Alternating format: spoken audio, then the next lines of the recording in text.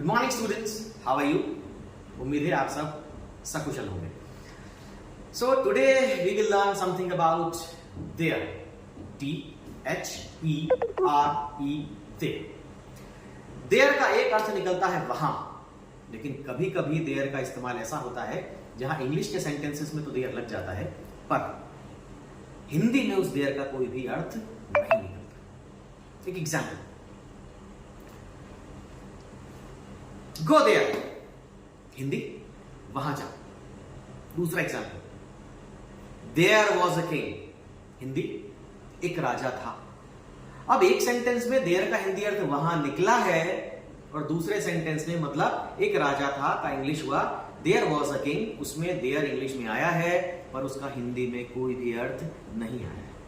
अब हमको कैसे पता चलेगा कि किस जगह पर देयर का अर्थ वहां निकल रहा है और किस जगह पर देयर का हिंदी अर्थ कुछ भी नहीं निकल रहा है?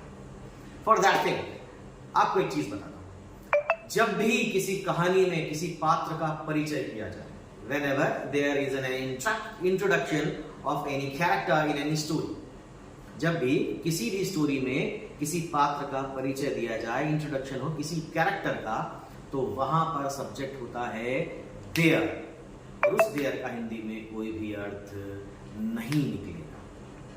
ओके, अगर ये चीज समझ में नहीं आए तो दूसरी चीज, इसका दूसरा रूल कहता है कि देयर का इस्तेमाल तब भी करते हैं जब आप किसी डिस्टेंट ऑब्जेक्ट, प्लेस, बिल्डिंग या ह्यूमन के बारे में कुछ बोलना चाहते हैं, किसी दूर दराज वाली कोई जगह, इंसान, वस्तु या इमारत के बारे में जानकारी देना है आपको, तब भी आपको लगाना होगा देयर।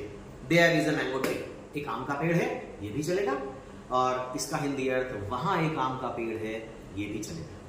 अगर ये दोनों रूल समझ में नहीं आए तो तीसरा सबसे काम की चीज है, जब भी आपको आपका इंग्लिश सेंटेंस अधूरा नजर आ रहा हो या आपको समझ में नहीं आ रहा हो कि इसका सब्जेक्ट क्या है, ऐसी स्थितियों में देयर को अपना सब्जेक्ट बनाइए और इंग्लिश का सेंटेंस बोलिए। I hope you like this video. Thank you, bye, take care.